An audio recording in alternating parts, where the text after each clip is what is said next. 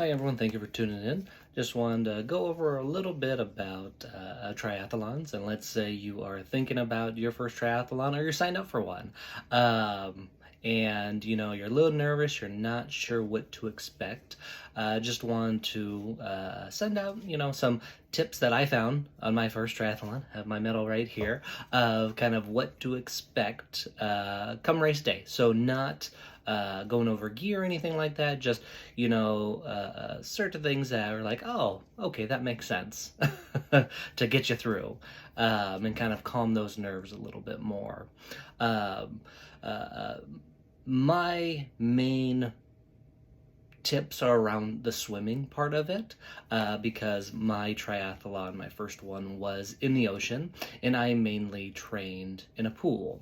I would anticipate the water being a little rougher than you're used to, so if you can absolutely get a chance to train in the ocean at least a couple times to get the feel of it. It's a very big difference than swimming in a pool, especially because the current and waves. During my event, there were at least a couple people who did not get past that first stage just because the waves and the current was so strong. And that could be a very big difference between how you feel once you're done with that swimming portion. Along those same lines, during the swimming portion, you are going to get bumped. You're probably going to get kicked. You're probably going to get hit.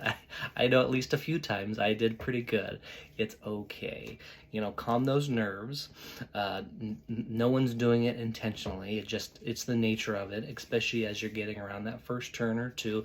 Everyone's coming together and they're kind of bumping into one another, and it just happens. You're kicking, you're flailing. There may be someone who's faster, who's behind you, coming up on you, or someone who's slower, who you're catching up to. And I would say just adjust to it. You go the outside, go the inside, kind of pull back, speed up just a little bit, whatever you need to kind of get yourself out of that situation. It's okay. It's gonna happen, and I can imagine most people will say yes, they've been bumped or kicked or hit, but it's not too bad. You're not getting in a fight out there. um, Around the swim portion also, like I mentioned before, those waves, you're going to get a current, you're going to get waves crashing. It's okay, take your time. You're going to get past it. Before you enter the water, though, if there are waves ahead of you, take a look to see what they're doing. See where they're entering the water. For us on the ocean, it was probably a good 10 or 15 yard wide strip, where some people were getting in the center or the right or the left. See where most of the people who are getting in are actually able to get past that breakwater and get out there successfully, because they're going to be the ones that you want to follow. And I'm sure typically the first wave or so are going to be those a lot more experienced triathletes, so they're going to be able to read that water maybe a little bit better. So I would definitely keep an eye on that if you have the luxury of being a few waves back in the event when it starts, to get a good gauge of kind of where they're at and how they're approaching that. Don't forget your cap. If you're in an event, they're likely going to provide one to you if they're breaking out your waves by your cap. So find your station wherever you guys are, or wave area wherever you guys are being put, and don't forget to bring that on race day. And don't forget your nose plug. That's one of the things that I will never forget again, is to have a nose plug there. I can't tell you how much water, ocean water, I drank, which it's not the greatest, especially on the stomach when you're thinking about those next events, and as you're kind of trying to scarf down other food and supplements in the meantime. When you're getting out of the water, there may be a shower, there may be a pool. Make sure to rinse yourself off, and if there's only a pool, go ahead, dunk your feet in, get that sand off. You're not going to want it on your feet when you're trying to mess around and get ready for your bike portion during the transition. So use those, even if you're thinking about getting to that next event. It's okay. go ahead and, get that sand off yourself. You'll be happy. Or bring a water bottle, a plastic water bottle, and kind of, rinse off your feet real quick in the transition area if, you have that area and you're able to do that, if they allow it. So, just another tip there. In the transition area, it's okay if you need to take a minute or two breather, especially after the swim portion, because you just never know how the water will be. It's okay.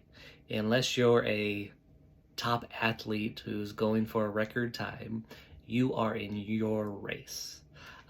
So don't be afraid to go ahead and, sit for a minute or two and just kind of catch your breath, or as you're changing, you're putting on your shoes, you're putting on your socks, take a deep breath, kind of get your heart rate down, get back to normal, hydrate up, make sure you have any supplements you need, and just when you're ready to go, go. But don't forget to wear your helmet, and don't forget your glasses. That's the one thing I forgot, was my glasses when I transitioned to the bike portion. And it wasn't too bad at the beginning, but on the way back, when that sun was right in my eyes, I could have used those. So, don't forget your gear, any of it.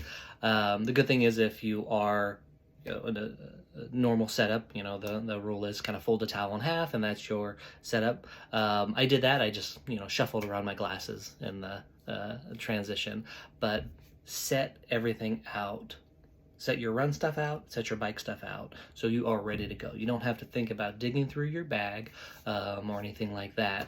You're just, kind of on autopilot. Everything's there. You could just change, grab everything, grab your bike, and go. So the same thing with the run portion. Don't forget your hat, your glasses. Don't forget to put them back on after you take off your helmet if they come off. Don't forget, to change your shoes if you have a separate pair of shoes that you like to run in, which I do. I have my running shoes and I have my bike shoes, which for a lot of people that is probably what you're going to have, but just don't forget that. And I think the last tip I have for you first-time triathletes, you're running your race. So in all these events, it's okay to take that breather, or to, go a little slower or faster, or whatever that looks like, because at the end of the day, crossing that finish line is your goal.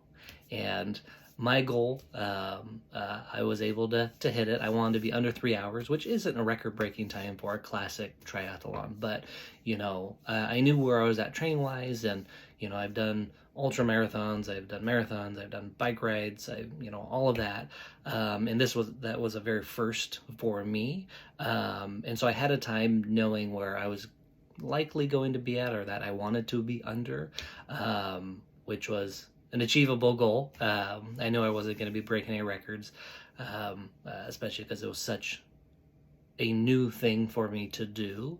But, now I'm already getting ready for my Olympic triathlon, and I'm going to get a really good time on that one. So to all you first-time triathletes, congratulations, and kick butt.